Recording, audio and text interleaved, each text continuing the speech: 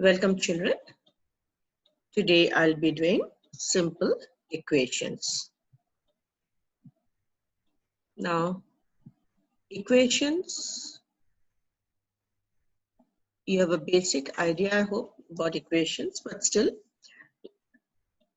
Now, how is an equation formed?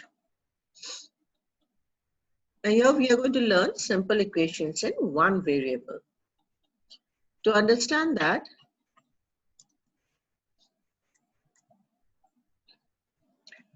now, does this look familiar to you? Number 8, box plus 3 is 7. So you had already done questions like this. What is to be added to 3 to get 7? Or what is to be subtracted from 6 to get 4, isn't it? And what you used to do is, for A, we used to do 7 minus 3, get answer 4, put the value of 4 in the box. And for the second number B, we used to do 6 minus 4, and then put the value in that box, isn't it? But now, in algebra, it is very similar to that. The basic concept is based on these things only. The simple equation formula, or the concept of simple equation is based on these type of questions. Now, the box represents an unknown quantity whose value we are supposed to find out. So, in algebra, what we do is we write small letters of the English alphabet for all these unknown quantities. So since we don't know what is in the box, we consider that to be X or any small letter, say P, Y, A, B, C, anything. So what do we say? Let this number or the unknown number be X. So X plus 3 is equal to 7. So this is the formation of the equation.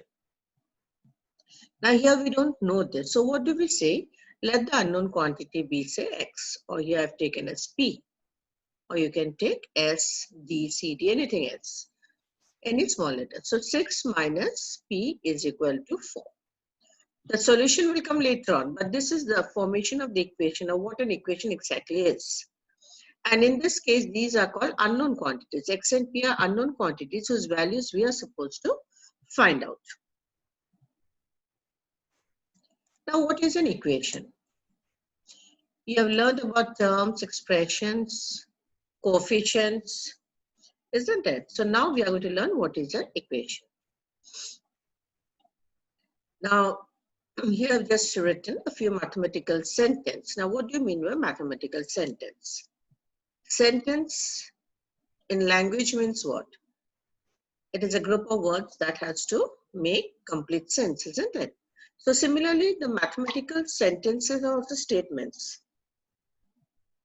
Like 4 added to any number, you can say is equal to 6.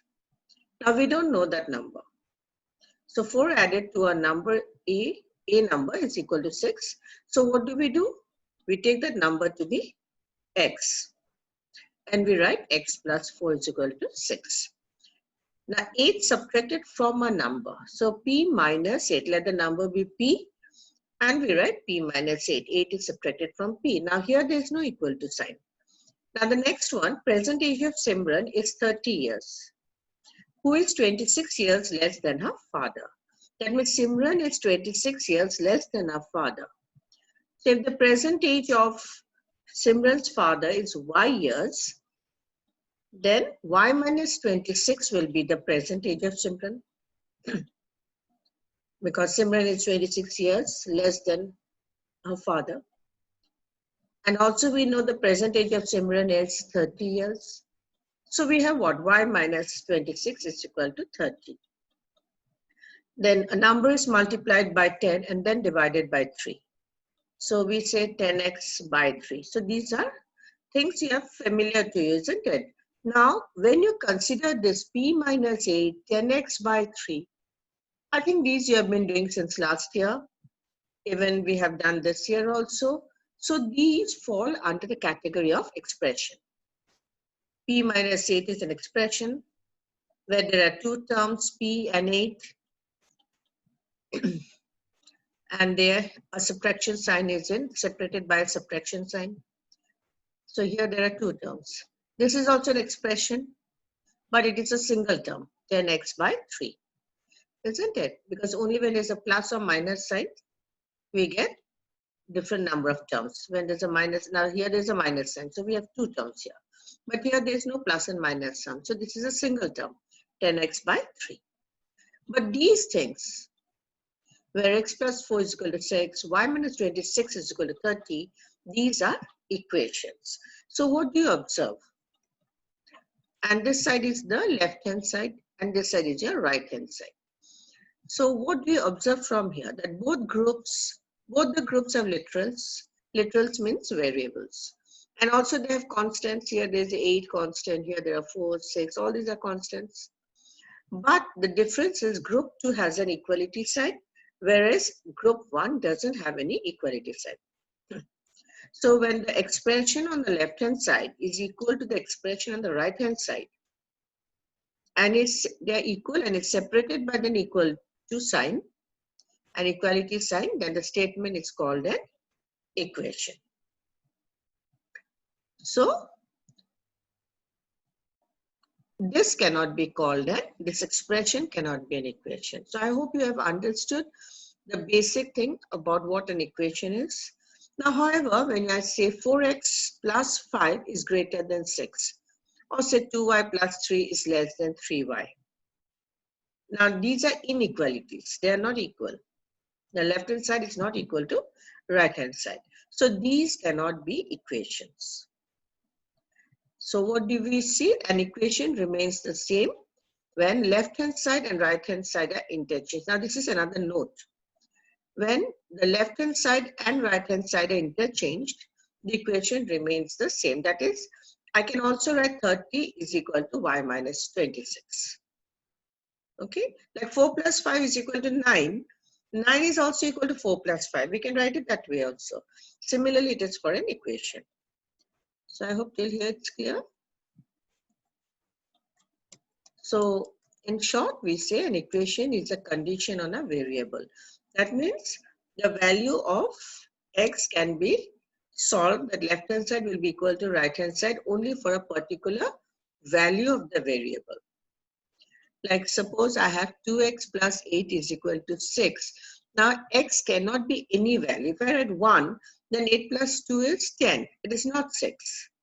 So 2x plus 8 will be 6 only for a particular value of x.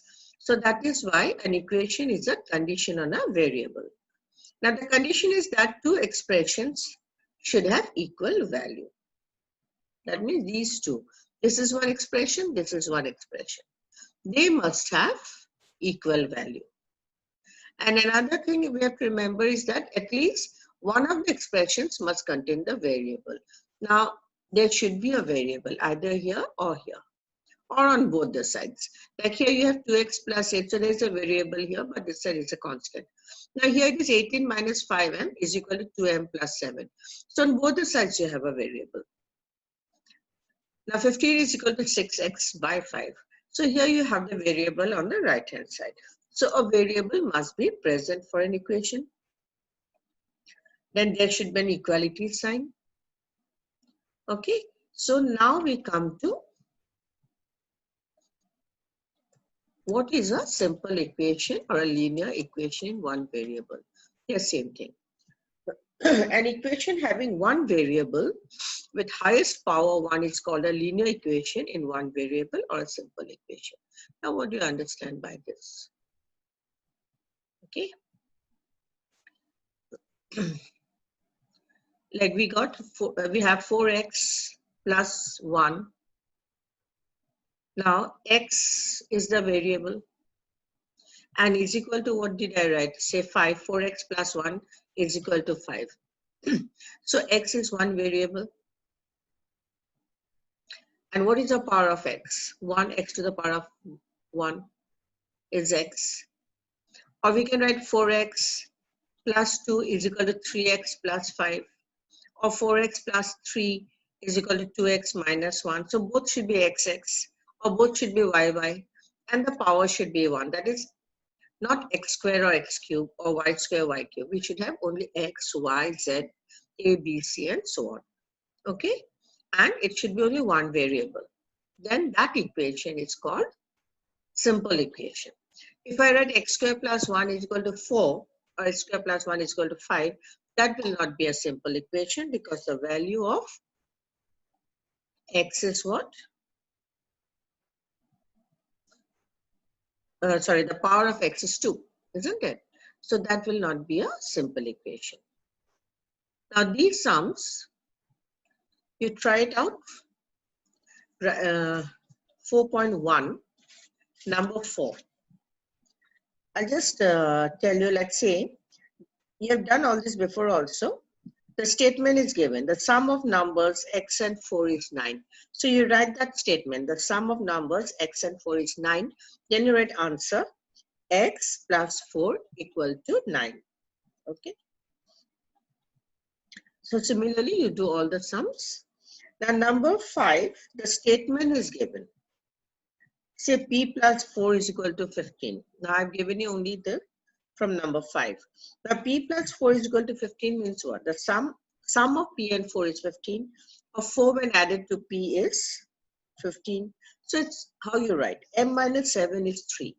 How can you write? Difference of m and 7 is 3. Or 7, the proper way would be 7 subtracted from m gives us 3. Now 3m by 5, number 5 I've given you, 3m by 5 is equal to 6. So how can you say? When the product of 3 and m is divided by 5, we get the quotient 6. So it's up to you how you express the statement. Okay. Now number 6. Do all the sums, write the question and you do it. Now I'll just explain to you number 6.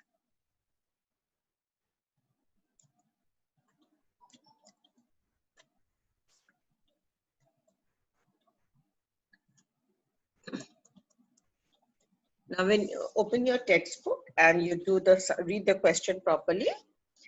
Now Irfan says that he has 7 marbles, more than 5 times the marbles Parmit has. Irfan has 37 marbles. So Irfan's number of marbles is also given 37. Also they are saying Irfan has 7 marbles more than 5 times the marbles Parmit has. So Parmit's marble, they've asked you to take M. Even if they don't give the variable, you have to take a variable. So let M be the number of marbles Parmit has. Now they are saying that Irfan has 37 marbles. Also, Irfan has 7 marbles more, see, 7 marbles more than 5 times Parmit's marble. 7 plus 5m. 7 is added to 5m. Now, according to the question, this number and this number is same. Irfan's number of marbles is also given the quantity and also in relation to Parmit's marble. 7 more than 5 times Parmit's marble. So what is the equation here? 5m plus 7 is 37. So these are just for you. You can do in the rough, understand the question and then arrange it. So how you will do? Let m be the number of marbles Parmit have. Irfan has 37 marbles. So according to the question, 5m plus 7 is equal to 37. So this is the required equation, okay? Now next is Lakshmi's father is 49 years old. So age of Lakshmi is given 49. Lakshmi's father. Age of Lakshmi's father is given 49. Now he is 4 years older than 3 times Lakshmi's age. So if Lakshmi's age is y years, now here they've already given you the variable or the literal. So Lakshmi's age is y years. Lakshmi's father is 4 years old. So 3 times Lakshmi's age will be 3y. Now Lakshmi's father is 4 years older than 3 times Lakshmi's age. So 4 years older than 3 times Lakshmi's age. Okay. So what is the equation? The age is given in quantity also, father's age, and also in terms of Lakshmi's age. So according to the question, these two are equal. So this is the required equation. 3y plus 4 is equal to 49. Now the next one, in an isosceles triangle, that means two sides are equal. So I've taken these two sides equal. This I've taken as the base. The vertex angle is twice either base angle. Either base angle means both the base angles will be same, isn't it? Opposite angles of equal sides are equal. So these two are equal. If these are equal sides, the angle opposite to this side is what? This one, isn't it? And the angle opposite to this side is this. So let us take both are equal. So B and B. And the vertex angle is said to be twice B.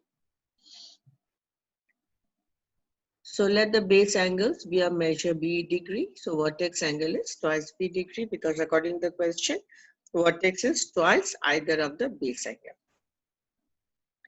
Now how will you form the equation here?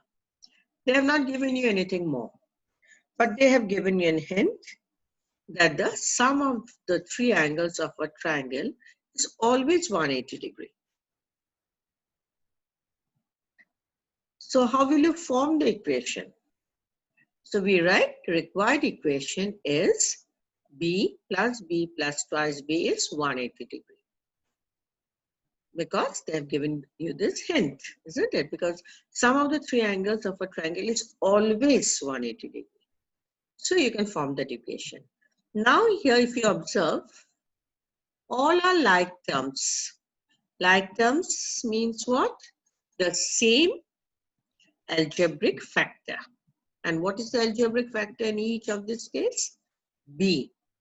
So what do we get? 2b plus 1b plus 1b is 4b. So 1 ball plus 1 ball plus 2 ball will be how many? 4 balls. So you can think it that way. So 2b plus 1b plus 1b will give you 4b. Is it clear? Is equal to 180. And you can simplify when there are like terms. Remember we had simplified it, then put the value, isn't it, of the variables. So whenever there is a like term, always simplify it. So here we have 4b is equal to 180 degree. So I hope that's clear for today.